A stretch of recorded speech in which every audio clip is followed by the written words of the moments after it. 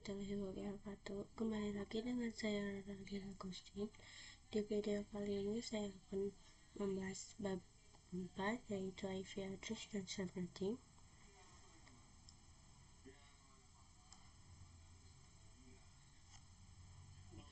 Di sini ada beberapa materi, yaitu yang pertama pengenalan IP address dan subnetting, yang kedua IP public dan IP privat, yang ketiga ada classful dan classes addressing, yang keempat ada kasus subnetting, yang kelima ada konsep blok subnet, yang terakhir yaitu konsep switch dan router. Langsung saja ke materi yang pertama, yaitu pengenalan IP address dan subnetting. Jadi, setiap perangkat itu memerlukan identitas unik yang dinamakan dengan IP address. Nah, IP address itu ketika sesuatu perangkat ingin terhubung ke perangkat lainnya, baik itu menggunakan wireless atau wireless, tentu saja menentukan identitas nama pada setiap nama perangkat identitas tersebut yang dinamakan IP address. Nah, untuk saat ini IP address yang sering digunakan ada dua, yaitu yang pertama ada IP versi 4 dan yang kedua ada IP versi 6. Saya akan menjelaskan versi 4 terlebih dahulu. Untuk IP versi 4, penulisan IP address pada umumnya tertulis dalam 4 oktet, yang dimana setiap oktetnya terdiri dari 8 bit dan jika dijumlahkan totalnya menjadi 38 bit. Angka yang terdapat pada setiap oktet yang ini itu merupakan angka desimal dari 0 sampai 155, tidak kurang dan tidak lebih. Untuk penulisan IP4 yang benar perlu disertakan prefix. Jika kita singgung terkait Cisco, misalnya pada konfigurasi menggunakan prefix itu bisa digunakan saat konfigurasi mikrotik. Adapun Cisco biasanya menggunakan subnet.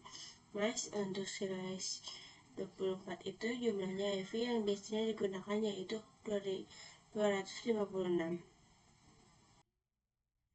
Nah, sedangkan subnetting adalah upaya atau proses untuk memecahkan sebuah network dengan jumlah host yang cukup banyak menjadi beberapa network dengan jumlah host yang lebih sedikit.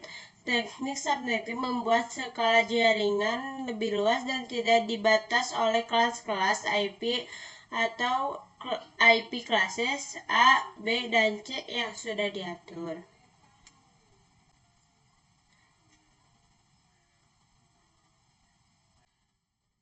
Nah, selanjutnya ada IP public dan IP private.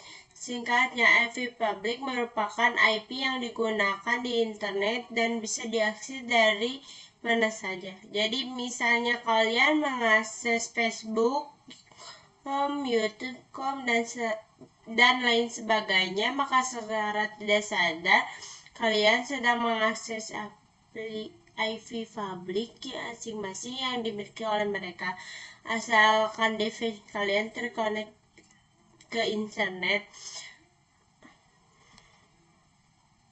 Kalau IP private biasanya digunakan di dalam jaringan lokal dan tidak dapat diakses langsung dari internet.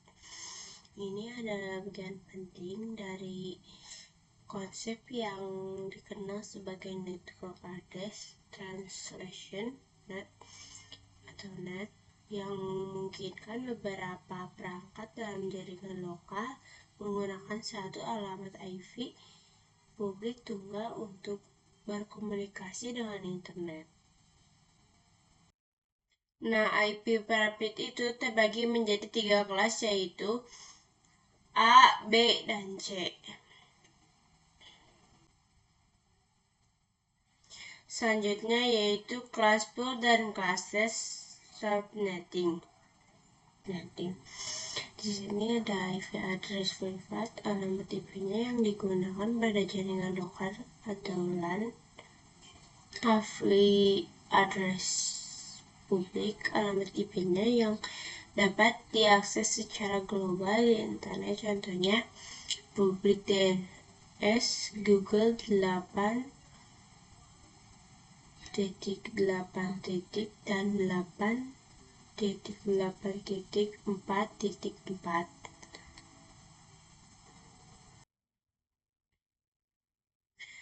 Dan IP private dan IP public itu diklasifikasikan sebagai kelas ya. Jadi ini kelasnya teman-teman A, B, C, D, dan E. Tetapi D dan E-nya itu jadi tidak dipakai. Jadi di tabel kalian ini lebih spesifikasinya dari mulai kelas A yaitu 10.0.0 sampai 10.255.255 sampai .255 dan kelas B seterusnya. Ini terdapat CIDR. Nah, CIDR itu nama lain dari prefix ya teman-teman. Istilahnya sama dengan subnet mask menentukan jumlah IP yang biasa digunakan.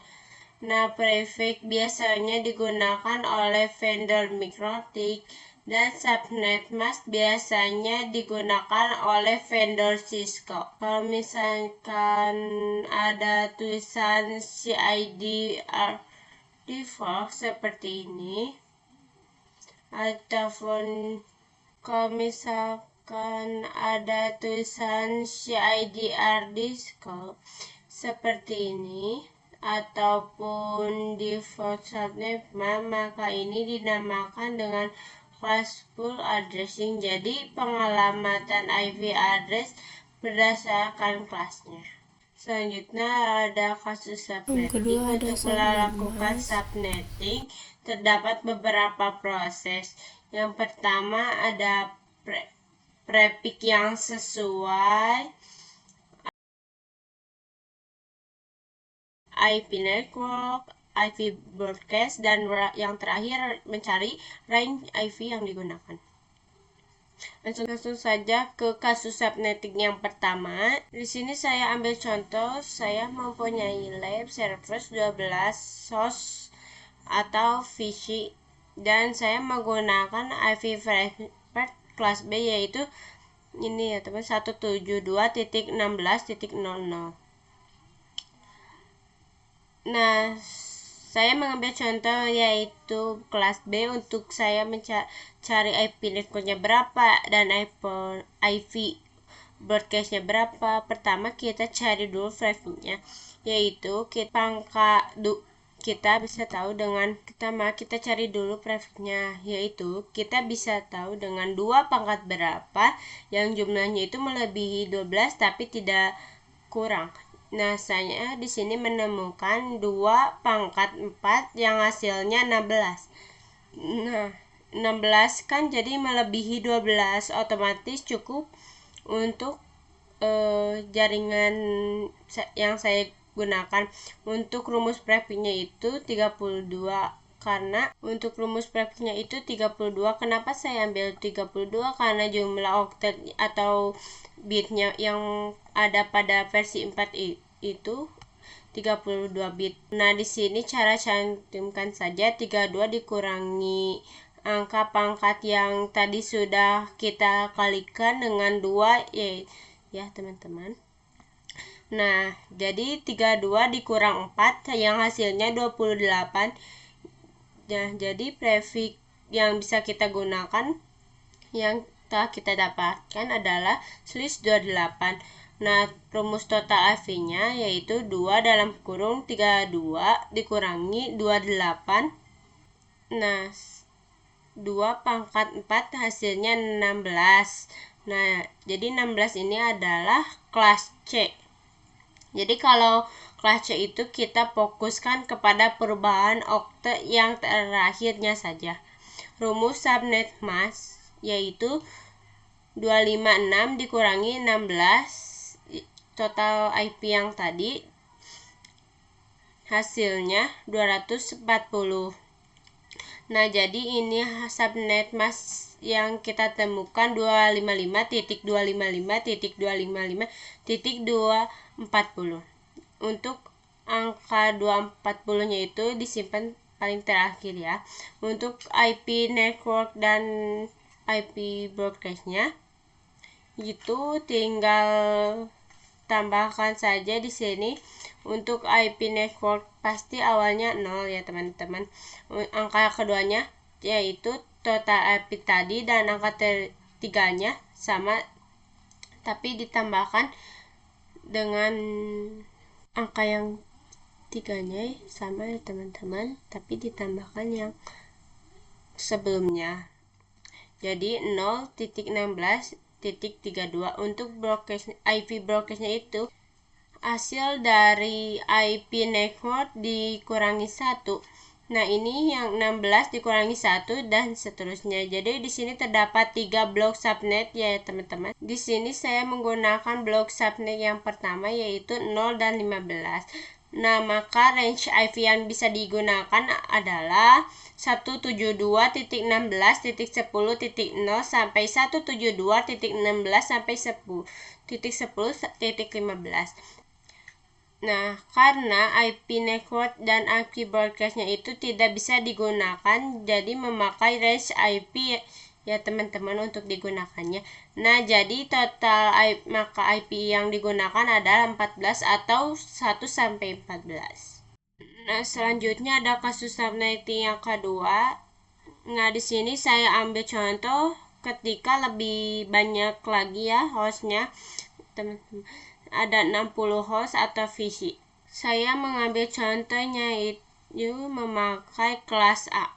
Nah, langkah pertamanya itu sama seperti tadi, mencari pepangkatan 2 yang hasilnya melebihi host yang diminta. Host yang diminta 60, sedangkan kita harus mencari 2 pangkat berapa yang hasilnya lebih dari 60. Nah, saya pakai 2 pangkat 6 karena 2 pangkat 6 hasilnya 64. Untuk rumus prefixnya yaitu 32 dikurangi hasil dikurangi pangkat yang tadi kita pakai untuk menghasilkan 64. Jadi 32 dikurangi 6 yaitu sama dengan 26, yaitu atau 26. Jadi prefix yang bisa kita gunakan adalah /26. Untuk rumus total IP-nya sama seperti tadi, tetapi ini 2 dalam kurung. Untuk rumus total IP-nya sama seperti tadi, tetapi ini 2 dalam kurung 32 dikurangi 26. 26 itu adalah rumus prefix yang sudah kita temukan. Nah, 2 pangkat 6 itu hasilnya 64. Nah, ini adalah jumlah total IP yang bisa digunakan. Rumus subnet mask-nya yaitu 256 dikurangi 64. 64-nya itu total IP. Jadi 256 dikurangi 64 sama dengan 192. Nah, ini subnet mask yang kita sudah dapatkan yaitu 255.255.255.192. Angka 192 ini ya disimpan di paling belakang ya teman-teman. Maka ini adalah subnet mask yang sudah kita temukan pada slide 26. Untuk IP network dan IP broadcastnya sama seperti tadi. Untuk IP network awalnya pasti 0. Nah, untuk angka pertamanya yaitu total IP tadi yaitu 64. Angka selanjutnya sama dari IP tadi tapi ditambahkan 64 ditambah 64 sama dengan 128. 128 ditambahkan 64 sama dengan 192. Nah, untuk IP broadcastnya juga sama. Hasil dari IP network dikurangi 1 ini ya hasilnya teman-teman. Yang kedua yaitu 10.1.64 dan 10.1.1.127 range IP yang bisa digunakan Tetapi kan range IP network dan IP broadcast ini tidak bisa digunakan, tapi kita bisa aplikasikan lagi 10.1.65 sampai 10.1.1.126. Nah, ini yang bisa digunakan. Kesimpulannya, jumlah total yang IP yang digunakan yaitu 62. Kasus subnetting yang ketiga yaitu saya ambil contoh ketika mempunyai lab server 100 host atau VC. Saya ambil contoh kelas C. Langkah pertamanya sama juga cari perangkatan 2 yang hasilnya melebihi host yang diminta. Host yang diminta itu kan 128. Jadi 2 pangkat berapa yang hasilnya lebih dari host yang diminta. Saya ambil 2 pangkat 7 yang hasilnya 128. Untuk rumus prefiksnya sama juga, 32 dikurangi pangkat yang tadi kita temukan yang hasilnya 128. Jadi 32 dikurangi pangkat 7 sama dengan 25. Nah, jadi prefiks yang bisa kita dapatkan atau digunakan adalah /25. Untuk rumus total AV-nya yaitu 2 dalam kurung 32 dikurangi 25 sama dengan 2 pangkat 7 yang hasilnya 128. /25 merupakan kelas C. Maka untuk kelas C hanya terpaku pada oktet terakhirnya saja. Nah, untuk rumus subnet masknya yaitu 256 dikurangi 128. 128 itu total IP yang sudah kita dapatkan tadi. Jadi 256 dikurangi 128 sama dengan 128. Nah, jadi ini subnet mask yang kita dapatkan ya teman-teman. 255.255.255.128. Jadi hasilnya itu di angka paling 8 untuk IV network dan IV broadcastnya yaitu 0.28.25.256. Untuk IP broadcastnya tinggal kurangi saja dari IV network tadi dikurangi 1 jadi 0.127.255. Nah, dari IV network dan IV broadcast ini bisa kita simpulkan IV network itu 192.168.1.0 dan IV broadcastnya itu 192.168.1.127.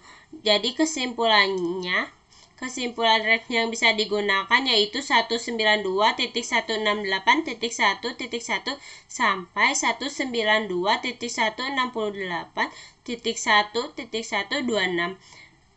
Karena IP network dan IP broadcast itu tidak bisa digunakan, jadi ini adalah range IP yang bisa digunakan. Materi selanjutnya yaitu konsep blok subnet. Untuk IP network dan IP broadcast diibaratkan seperti ruangan. Setiap blok subnet by default tidak bisa saling berkomunikasi. Kumpulan VC yang perlu berada pada suatu ruangan perlu dikonfigurasi menjadi satu blok subnet.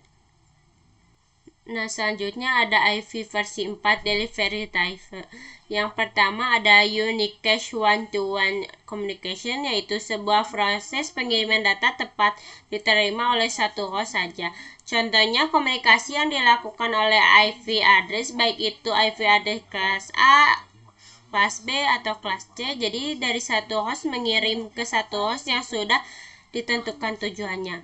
Untuk yang kedua ada multi-cache one-to-many communication, yaitu proses pengiriman data oleh satu host ke beberapa destinasi yang sudah dikelompokkan tujuan dalam satu grup. Contohnya IP address kelas D. Untuk yang terakhir yaitu broadcast one-to-all communication, yaitu proses pengiriman data yang diterima oleh semua host pada jaringan, yang bisa kita sebut satu grup broadcast yang sama ataupun pada blok subnet yang sama. Nah, materi terakhir yaitu konsep switch dan router. Switch itu untuk mengkoneksikan perangkat yang satu network atau Nah, switch itu untuk mengkoneksikan perangkat yang satu network, sedangkan router mengkoneksikan perangkat yang berbeda network. Jadi ini ilustrasi ketika switch dan router bekerja ya teman-teman. Nah, sekian materi yang saya dapat sampaikan, kurang lebihnya mohon maaf. Sampai jumpa di video berikutnya. Wassalamualaikum warahmatullahi wabarakatuh.